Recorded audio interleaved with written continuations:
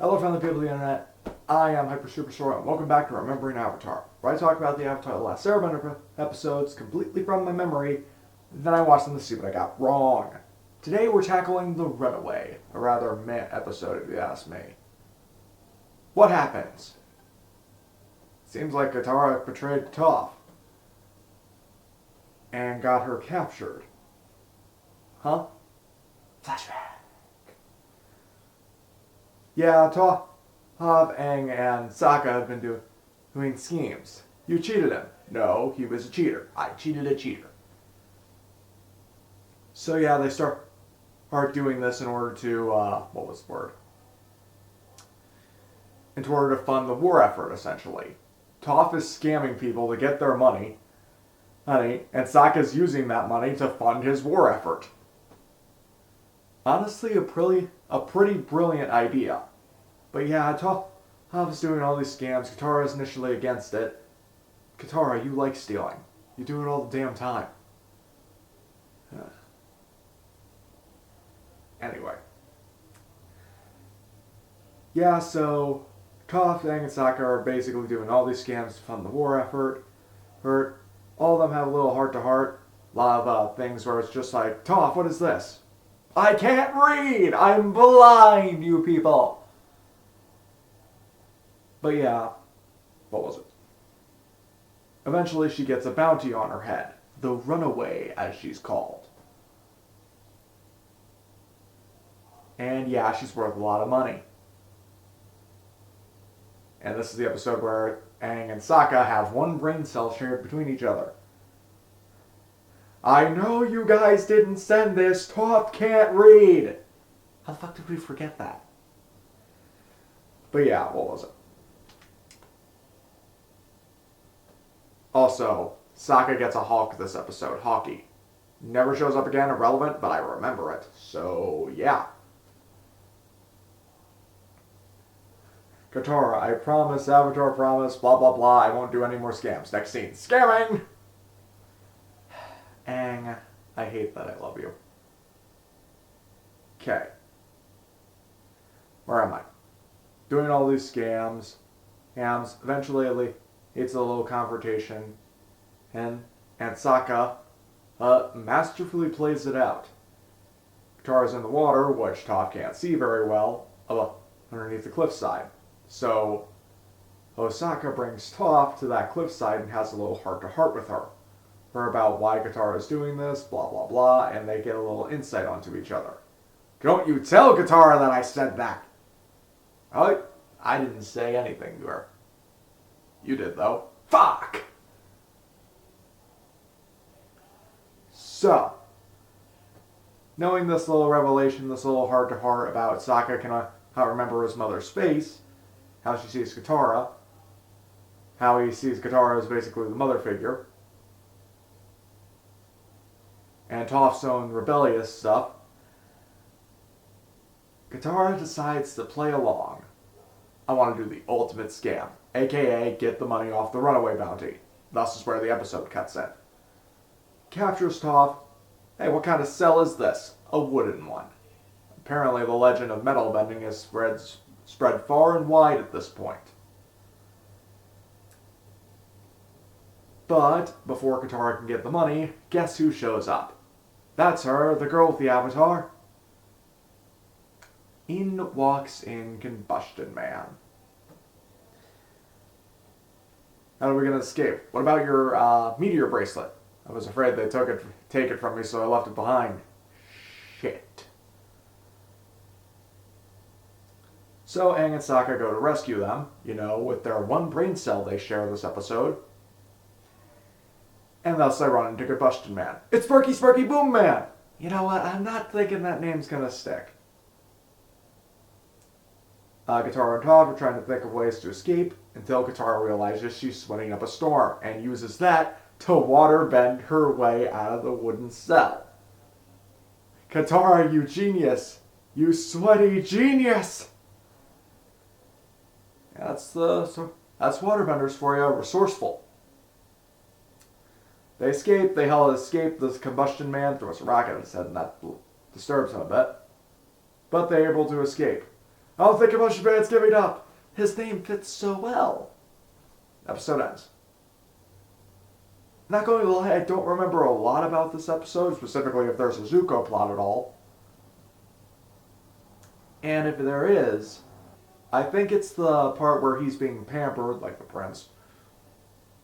And he's getting used to that, until eventually he figures out about the swarm meeting that happens, and he decides to go to it or not to go to it. He decides not to go to it. Then Ozai says that he won't start without him, so he does go.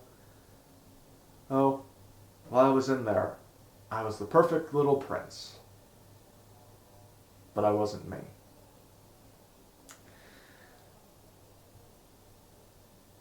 Gives a speech about the Earth Kingdom and how they're strong, they have hope, blah blah blah. And Zula goes, burn all their hope to the ground. Giving Ozai the plan of, burn the entire Earth Kingdom to the ground. That'll work. Oh shit. But I'm not even sure if that happens this episode. So let's just watch it and see whatever else I forgot. Where's Hockey? Okay, so I just got done watching the episode. And take all that Zuko stuff I said and throw it out the window. That is not this episode at all. But other than that, I kind of hit the nail on the head. There might be some little details I missed out on that I will talk about. But this episode's alright. It's fine. It's no masterpiece or anything, like the next episode is going to be. I love the next episode. But here's some things that I wrote down. One, the Ozai statue is fucking cool as hell. But I'm not sure how it continuously spews out fire like that. No idea. This whole episode takes place over the course of 3 days. Okay. It's a trap! Really? No! That's why we're in a wooden jail cell! No, it's a trap to get Aang, you idiot! Ah, shit. I forgot at the beginning of the episode, it begins with Toph and Katara training Aang in a seismic sense. And then Toph misses one of her rock throws and hits Katara, and thus they have a little fight about it. Guys, I thought we were supposed to be training me. Oh, right. Sokka in the background. Sneak attack! Boom. Sokka, sneak attacks don't work if you yell them out loud. Sokka's a real dumb fuck this episode. Really dumb. Oh well. Yeah, using earthbending to scam people. Oh, but one little inconsistency I'm going to point out is Toph's shoes. Do they have the soles or do they not? Because we know when she got them, she tore out the sole of one of them. And it's inconsistent if the other one still has the sole or not. Oh well. Also, a little thing that I pointed out that I think is quite funny is like Katara's making soup or something like that, and she bends it into Appa's mouth. That was pretty entertaining to me. Also, a little character thing. Toph is the only one to really stand up to Katara. You know, the team mom. She's the team rebel, blah, blah, blah. Sokka's not going to stand up to Katara on most things because she's basically his mother. That's the only memory he has. He can't remember his own mom. He only remembers Katara being the mother figure. And maybe Gran, but guess we're just gonna forget her this episode, even though Sokka pointed it out. Hockey! Gran! No. I think he gets it. And Aang fucking loves her. He is a simp and he's not willing to do that. So that only really leaves Toph to shake up the dynamic. You know, as she does. And she always does so in quite fun ways. I snuck through your stuff and found this poster. Poster of what? I can't fucking see. That's lying. You're lying, Katara. Like, one of the very few times where Toph uses her seismic sense to actually tell when somebody's lying. And she calls out Katara for that shit. And I literally put down in my notes, it's when they were fighting, Hobag and Buck. 10 points to whoever gets that reference. And -20 for this episode for the poop joke. You know the one. The one where Haki takes a shit on Sokka's hand. Anyway. Yeah, sweating to bend. And I put down in my notes when Katara and Toph had the heart-to-heart in the jail cell. And Toph starts crying. Yes, now bend those tears! But yeah, one question I have is, how fucking big is Combustion Man? He has to lean in through the door, and it looks like he's double Katara's height in that one frame. Now, I get that's probably for cinematic effect, but having to duck through the door, I don't think that's a cinematic effect. Like, I'm a 6'3" guy. I don't think I tower over the gang like this. Though I'm not sure. Also, I imagine the one blow they got on Combustion Man. The one little pebble out of the exploding rock that Toph threw at him, that hit him in the forehead and then have the explosion backfire on him. I like to think that's the moment when he goes, oh no, things got personal. To explain later on why X, Y, and Z don't happen. Just like that one pebble. Now it's personal. I love how Aang hears the little disturbance in the air with his breathing, and it's just like, dodge! That's a pretty neat thing. Airbenders can do that. I remember in Korra how shaving your head, even though he just doesn't have a shaved head, lets you sense air, but Aang's done this his whole life. I'm pretty sure he could pick up on someone going...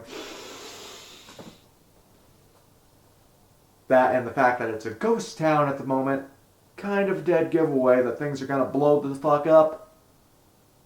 But yeah, this episode's fine.